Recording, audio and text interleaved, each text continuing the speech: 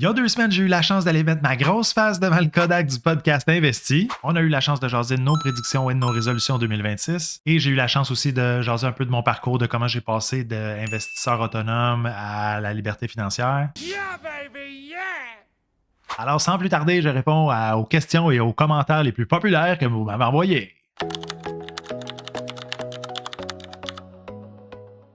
Comme j'ai mentionné dans le podcast, j'ai investi depuis que j'ai pratiquement 18 ans. Par contre, c'est sûr que le gros de la job s'est fait dans le dernier 15 ans que j'étais à la ville de Montréal. Donc, de 22 à 37. Surtout dans les 5 dernières années, naturellement, parce que c'était là que j'étais rendu dans le poste le plus haut, que c'était les années les plus payantes. Donc, comme j'ai mentionné au podcast, à 37 ans, j'ai atteint le chiffre que je voulais atteindre, qui était $1 million.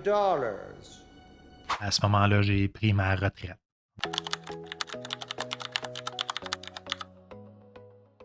Non, c'est sûr que c'est pas suffisant pour vivre de 37 ans jusqu'à 90. Ben, si je meurs à 40, il n'y a pas de problème, là, mais c'est surtout suffisant pour se lancer à temps plein, maison payée, char payé, vivre frugal. Puis comme j'ai mentionné dans le podcast, ma femme avait son entreprise de psychoéducation qu'on avait buildé on the side. Fait que je savais que j'avais un petit salaire que je pouvais me sortir de là, environ 30 000 par année, pour pouvoir survivre si jamais ça fonctionnait pas. Puis il n'y a rien qui m'empêchait de retourner à la ville si ça ne fonctionnait pas non plus. You have lost the match. Quand je suis parti de la ville, j'ai réussi à me négocier un sans solde, ce qui ne voulait pas que je parte. Fait que je me suis négocié un sans solde de 6 mois. Fait que j'avais aussi le petit gap de 6 mois pour savoir si ça allait fonctionner ou pas, mon délire de partir dans l'investissement. C'était comme un risque calculé que je me disais, si je le fais pas, je vais le regretter. Fait que je me lançais dans le vide, mais pas complètement cave, le gars.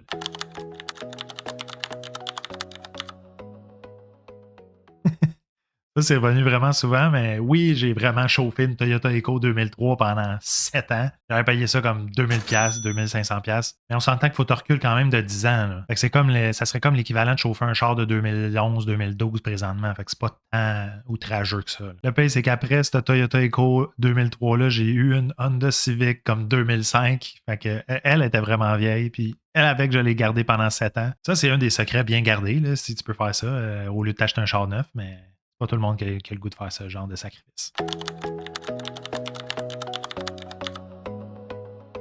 Ça va valoir la peine que je fasse une vidéo. C'est pratiquement une vidéo en soi, mais en gros, c'est un mix d'investissement agressif à la bourse, la frugalité extrême et un alignement pratiquement parfait avec ma femme à partir du jour 1 où je lui ai verbalisé que je voulais faire ce plan-là. Bref, trouve-toi une femme qui va embarquer dans ton délai si tu veux faire un move du genre, parce que c'est sûr que, comme j'ai dit au podcast, si le cash rentre d'un bord et qu'il sort de l'autre, là, t'es perdu, c'est sûr. Là.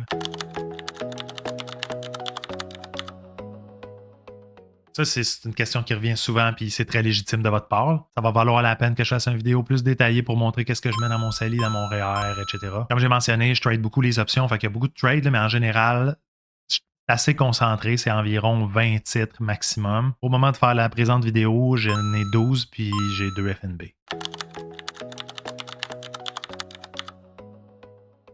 Encore une fois, c'est un vidéo, même c'est comme plusieurs vidéos probablement. Là. En gros, j'ai un compte de trading où 90% de mes trades, c'est des trades à options, des stratégies d'options. On parle de short puts, de short strangles, de ratio spreads, call spreads, covered call, puis toutes les versions en short aussi, là, protective puts, puis short call, puis bon. Un paquet de termes que vous connaissez peut-être probablement pas, mais certains d'entre vous vont les connaître. Tous ces trades-là sont faits dans un margin account, dans un compte sur marge. J'ai aussi un compte CELI, REER, REE, où c'est des placements long terme là-dedans. Ben, long terme, puis des fois du swing trading, mais beaucoup plus du long terme. Là. On ne peut pas vraiment trader dans ces comptes-là. Pas en train de trader les options dans un CELI. Là.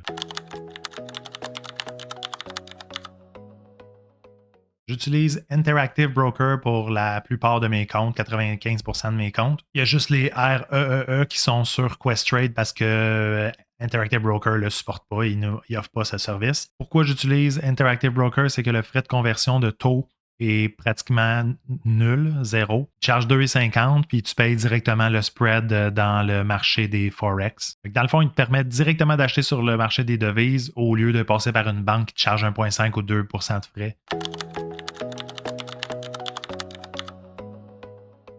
Dans le fond, j'ai un account payant sur fiscal.ai puis sur Simply Wall Street. Puis, évidemment, je suis abonné à un paquet de sites de news, là, mais je paye Bloomberg puis Wall Street Journal. Je suis également abonné à une dizaine d'infolettes, des Substack. Probablement trop d'abonnements pour un seul homme. Mais écoute, j'en mange, j'adore ça. Puis aussi, ça me permet de pouvoir vous offrir un contenu de qualité.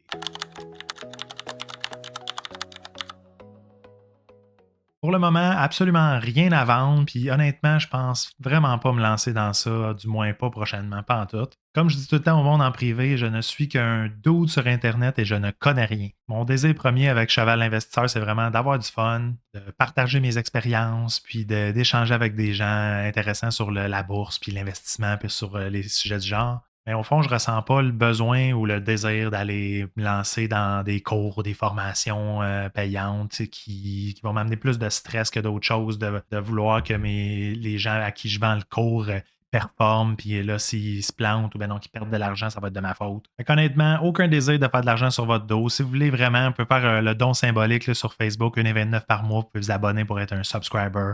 Je vous en veux vraiment pas si vous le faites pas. Alright, j'ai assez jasé. Allez loader votre CELI. Ah ouais, dégage.